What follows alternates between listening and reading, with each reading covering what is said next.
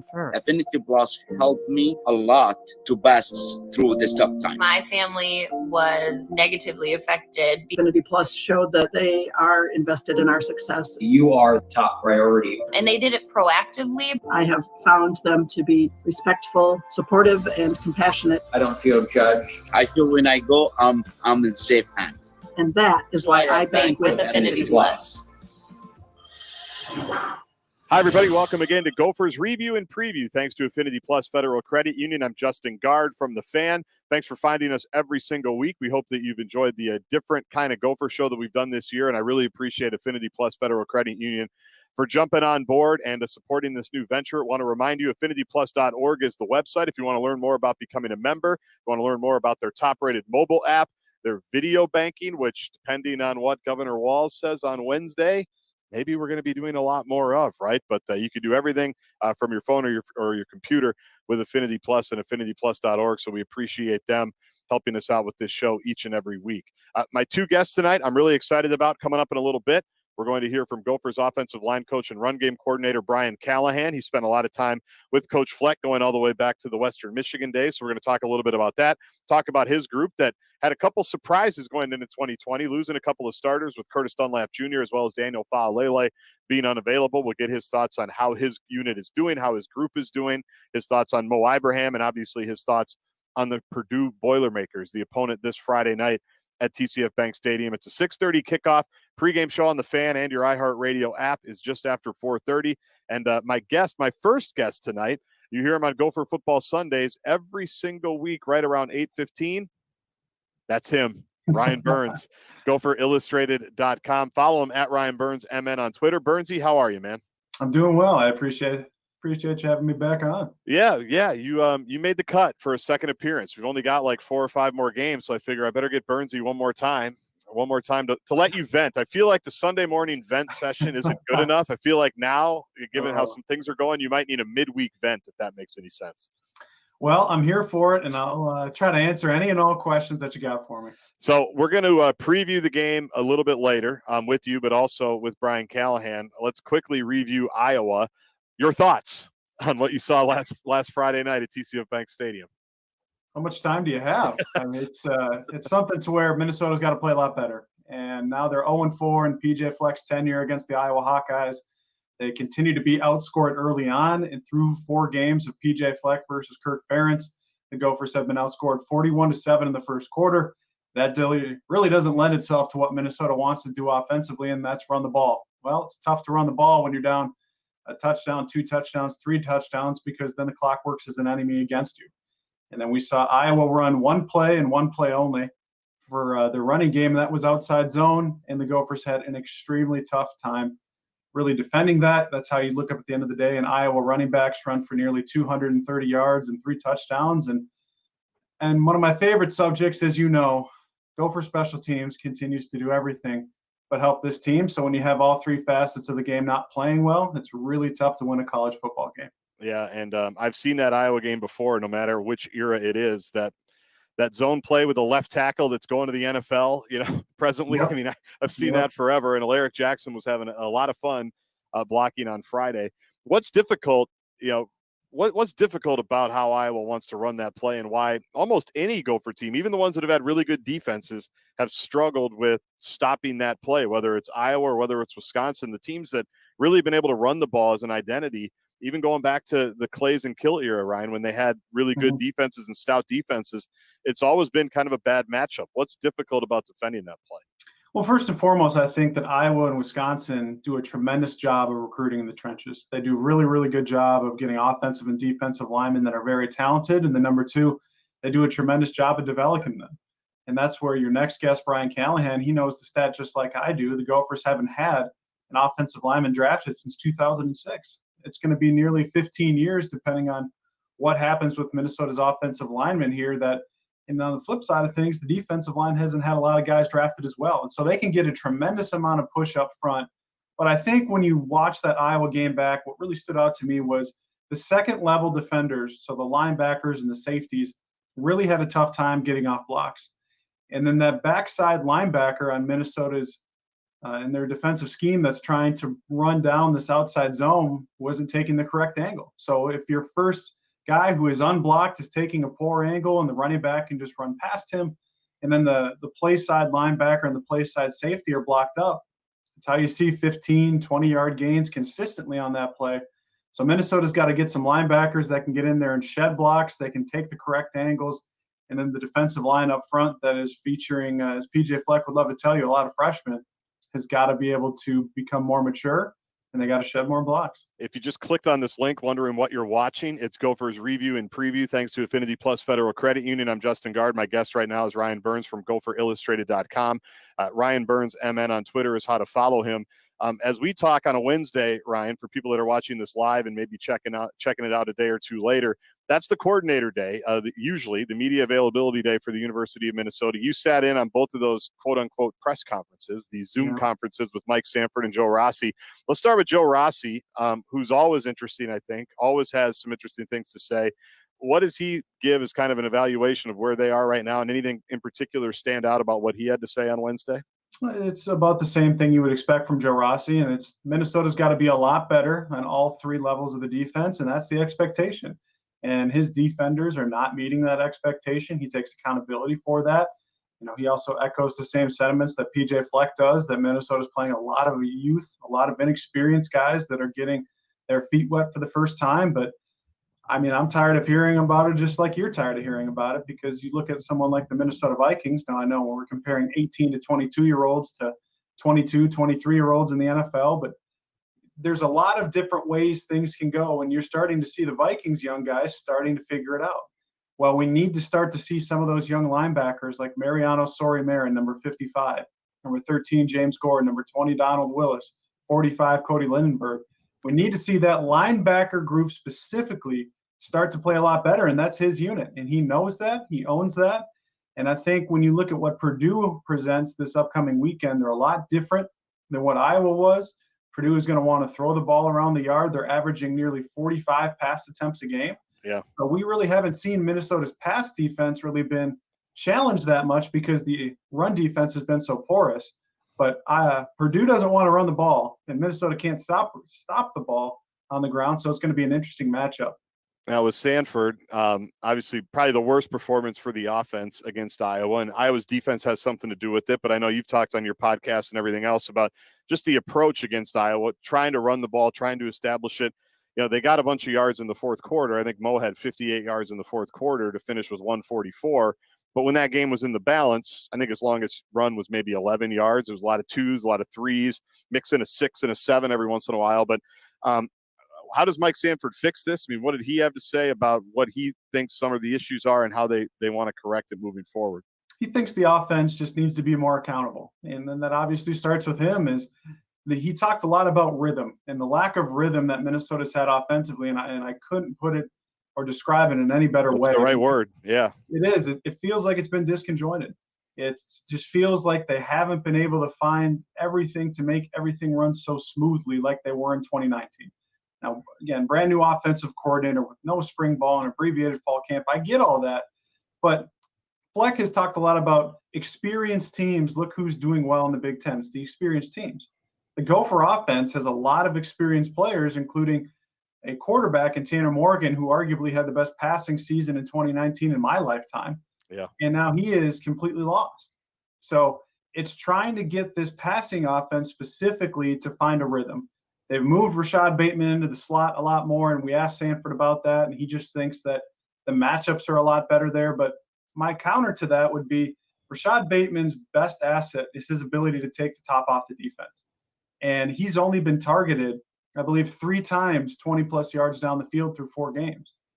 You need to have something resembling a deep vertical passing offense, especially with the way that Minnesota wants to run the ball. You should be able to have one-on-one opportunities deep. But Sanford talked a lot about accountability, and he expects a bounce-back performance this weekend against the Purdue Boilermakers. It is Purdue Friday night, TCF Bank Stadium, 6:30 kickoff, 4:30 pregame on the Fan and your iHeartRadio app. A lot was made about the bad blood between Iowa and Minnesota towards the end of the game this last Friday night. I feel like you can correct me. I feel like the Iowa-Minnesota relationship well, no, the Purdue Minnesota relationship, maybe even the Brom and PJ relationship makes, Kirk and PJ look like, stepbrothers, like Will Ferrell and, John C. Riley. Where do they stand on the bad blood pecking order right now? And what is the genesis of all of that? Well, I think it's certainly up there with Kirk Ferentz or the Wisconsin staff as well. And I think it stems back to the days where PJ was still at Western Michigan and Brom was still at Western Kentucky. I know there were some rumors back in the day that Purdue, their first option was PJ Fleck, and he turned them down. Yeah. And so Brom feels like, well, Fleck thinks he's better than me because he turned down this job potentially. I didn't. They've come to some recruiting battles over the years, including some in this current recruiting class where now Purdue staff members are mocking Row the Boat and mocking everything PJ is about in written letters, and then even having the audacity to post it on social media. Yeah. So clearly the Purdue staff doesn't really care for PJ Fleck at all in what they do. Now, Fleck has had the last laugh here the last couple of years. I believe PJ's 2-1 against Jeff Brom and everything with Purdue. So when you look at the way Minnesota's been able to move the ball as well against Purdue, I'm pretty sure Jeff Brom knows that they've had a lot of tough times stopping the Gopher offense over the years. And I'm sure he's probably glad that Kirk Schrock is at Penn State and Mike Sanford's in here now. Just look forward to the handshake on Friday night, right? One of the most epic handshakes of the year last year when the Gophers kind of put it on them in West Lafayette. It was brief. It was very, very brief, to say the least, right? Yeah, very little eye contact. A lot of, yeah, good game to you. Yeah. Not how you're taught. Anything. Yeah, no, not how you're taught to shake another man's hand, but that's part of sports, right? That's why it's fun. What do you got coming up at GopherIllustrated.com, Gopher Gridiron Podcasts, and any place else that we can get your content, for one of my favorite words of 2020 now, content. What kind of content are you putting out this week, Bernsey? Well, somehow we're already 4 weeks away from National Signing Day. I feel like it's us on us here. And as we currently sit here today, the Gophers have the number 22 class in the country. They currently have 7 4-stars committed, including quite a few on the defensive line and in the secondary. And I think you and I both know they need an influx of talent at both of those positions. So now it's the race to signing day. And as Minnesota's trying to fill a few different spots there, you can head on over to Gopher Illustrated to read all about that. We also have, as you mentioned, the Gopher Gridiron Radio podcast in case you don't get enough Gopher football talk in your life and you like to lament and vent about Gopher football. You can check that out and anywhere you find your podcasting services. I appreciate you, man. We will talk to you Sunday at 8:15 on Gopher Football Sunday. Thanks for jumping in. Yeah, I can't wait to vent then. That is Ryan Burns from GopherIllustrated.com. Follow him at Ryan Burns MN. Want to thank again Affinity Plus Federal Credit Union for helping us out with this new show this year. We've had an absolute blast doing it every single Wednesday night. If you're watching us live, we appreciate you jumping on the Wednesday night, and really appreciate anybody watching it a little bit later that has found us. AffinityPlus.org is the website to learn more about their mobile app, learn about all their financial services, learn about their video banking, which may be more and more prevalent moving forward here in the state of Minnesota and beyond. So thanks again to Affinity Plus Federal Credit Union for their help on Gopher Football review and preview. I mentioned offensive line Brian Callahan, the offensive line coach, has been with PJ since year 1 at Western Michigan. He's my next guest. Well, Coach Callahan, I appreciate the time, and perhaps no group going into 2020 had as much, uncertainty or questions when you have a couple of starters that one's out for injury, one's out for other reasons, and you don't have the group maybe you thought you were going to have back in January. I know that's 2020. I know in football you're always one play away from making a change, but with all of that as a backdrop, how do you feel like your group has done this year? Well, in terms of the situation, we're always going to, what can we control? And all we can control is what we can control. And so as a group, I think that we do have experience in terms of, for the 5 guys that started in the Outback Bowl are playing, I think, at a very high level. We've really taken pride in just keeping the main thing. Let's just get better. If we can just get better, a little bit better, every practice, every day. That's kind of been our mantra. Really, that goes back to when we had a really slow start last year in 2019 season. And, we sat there after the bye week and being an amazing 3-0 as bad as we played up front. That's basically what we did. We just wanted to kind of focus on a couple things as a unit and a couple things as an individual per week, and just keep stacking those little improvements upon each other. And, we got really good cohesion. The guys that aren't playing, that have played in the past, are still involved with us and doing everything that we can to keep them involved. It's been a tough year, but we just want to, all we focus on is getting better and beating Purdue. And your head coach has said, that he really likes the cohesion. I think you just used that word. As a guy who's put together offensive lines for a long time, is there a magic number for how many games a group has to play together, or guys next to each other have to play together? What's typical for that kind of chemistry and cohesion? Because it is about 5 and sometimes 6, as you guys like to do, guys working as one. Well, there's no doubt. That's the whole thing too, is we want to be 5 guys playing as one, and they want to be, have the same vision, see things the same way, attack things the same way. I'd be lying if I didn't tell you the experience doesn't make a huge difference. I mean, obviously, we 2018, it seems like forever ago, but we just, a lot of those, a good amount of those guys were playing back then too, and so the experience is critical. However, you still got to continue to develop the younger guys and make them be in a position where they can start progressing also, and so you really want to just keep building that depth. And we feel like we're performing at a solid level, but we're never satisfied. And what has worked, because you look at 3 of your 4 games, really impressive, rushing numbers. Obviously, Maryland and Illinois stick out. And everybody knows that you want to run the ball well. So what's allowed you to run the ball? Mo, obviously, I want to talk about him in a minute, has been spectacular, but what's allowed you to be that productive in the run game? Well, it's still a team game. It's still 11 guys doing everything they're supposed to do. It's the receivers running the correct route, like in our RPO game. It's the quarterbacks, making the right decisions when to throw the ball or when to hand the ball off. It's the faking by the quarterback after Tanner doing those little things that are the minute details that he's required to do to sell things. So it's all of us are involved in it. It's not just the offensive line. Obviously, we take a lot of pride and we love to run football. I don't know many old linemen that it could be third and forever and they still want to run the ball. And we're like, guys, come on now, And so, but we feel like we've developed. The outside zone play has developed the last couple of years to help be more diverse than we were in the past. That's been a big part of it. We feel like our inside zone game is our bread and butter. That's our base. It all starts with that. But having that second pitch, so to speak, has really helped diversify the run game. And I think it's helped us to not be where they're just preparing for one scheme. And then obviously the running backs are phenomenal. Mo in particular is not a better teammate, better, more humble guy. Coach Burns does a tremendous job. Teaches him, the reads. I think that running back coaching is somewhat underrated because, I think it's more than just letting the guy just loose.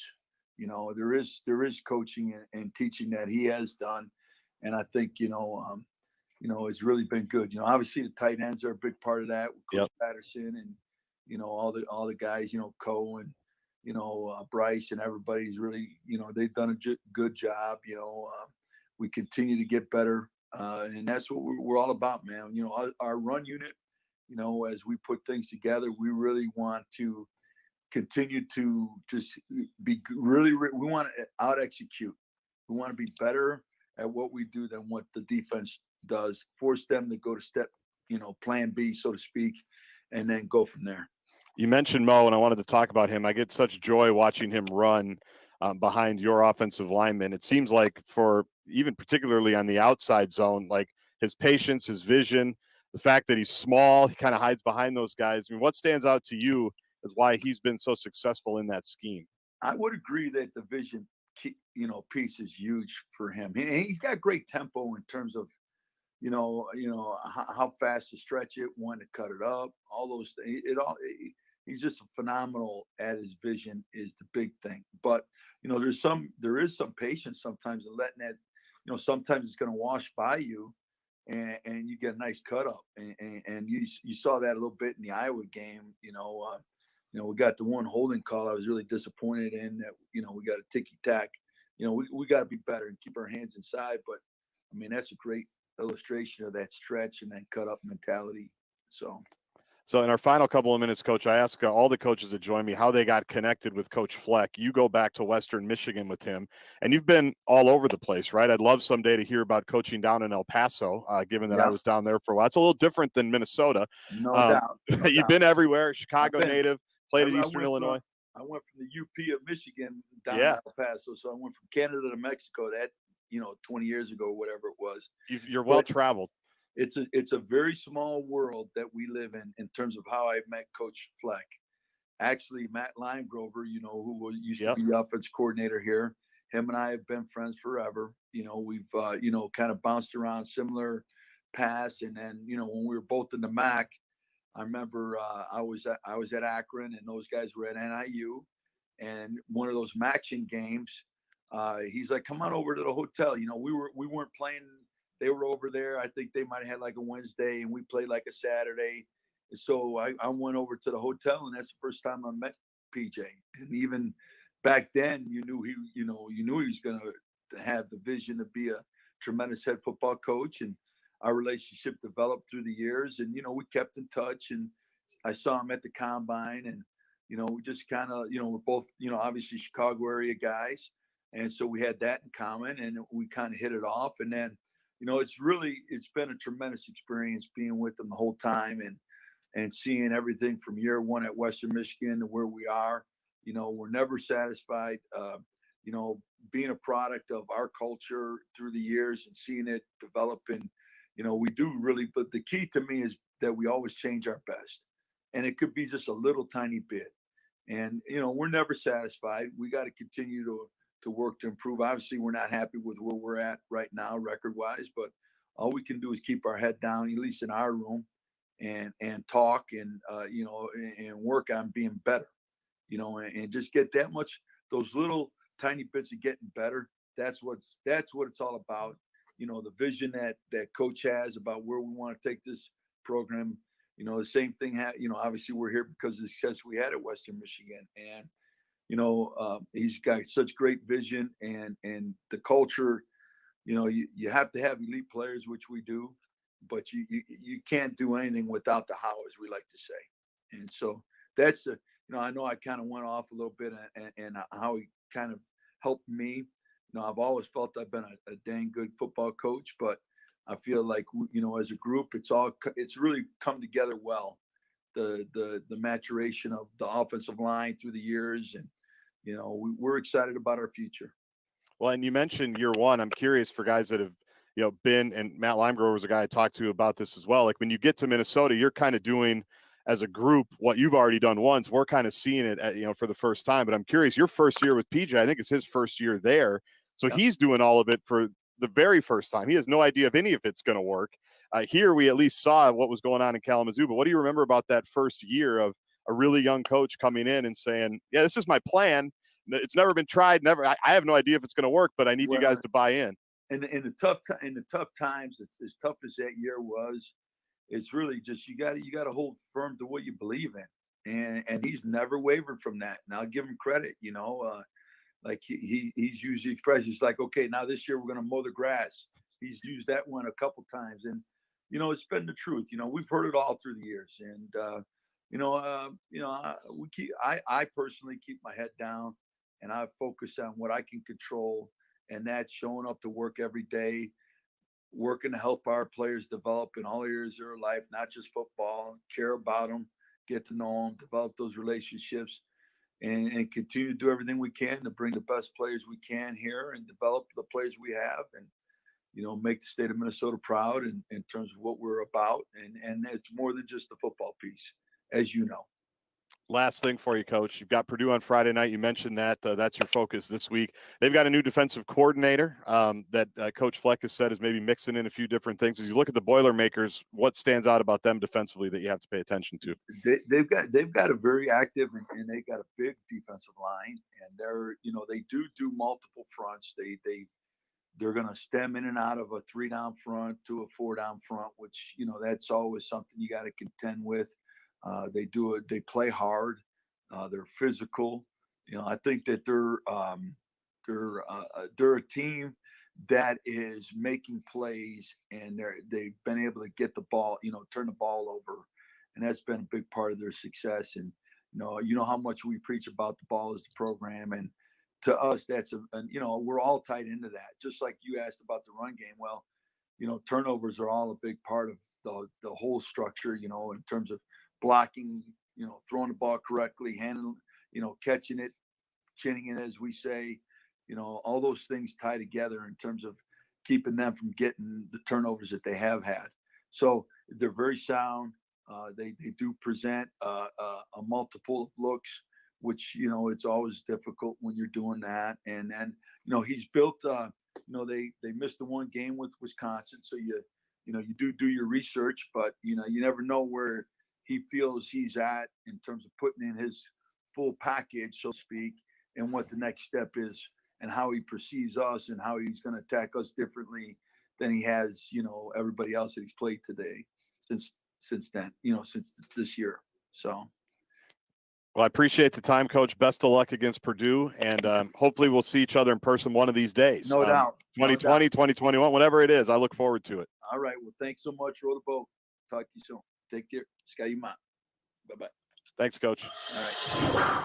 My thanks to offensive line coach Brian Callahan for being our Gopher coaching guest here on Gophers Review and Preview. Thanks to Affinity Plus Federal Credit Union. Love the Matt Limegrover shout out too. He was awesome to work with. Coach Limegrover, the old offensive coordinator and offensive line coach in the Jerry Kill era, one of the all-time best dudes. So no surprise that he was, ready to hang out night before a game with Brian Callahan, who was at Akron in the time. I hadn't heard that story before, so I appreciate him sharing that and appreciate his work with the Gophers up front. Thanks, everybody, for watching, whether it was live, whether it was a little bit later. We're here every single week reviewing the game before with the Gophers, previewing the upcoming game. In this case, it's the Purdue Boilermakers coming to TCF Bank Stadium Friday night at 6:30. Our pregame show on the Fan and your iHeartRadio app starts at 4:30. Thanks again to Affinity Plus Federal Credit Union. Learn more about their services and everything they can do for you, and potentially become a member at affinityplus.org. Have a great week, everybody. We'll talk to you next week on Gophers Review Preview. At Affinity Plus, our members come first. Affinity Plus helped me a lot to pass through this tough time. My family was negatively affected. Affinity Plus showed that they are invested in our success. You are the top priority. And they did it proactively. I have found them to be respectful, supportive, and compassionate. I don't feel judged. I feel when I go, I'm in safe hands. And that is why I bank with Affinity Plus.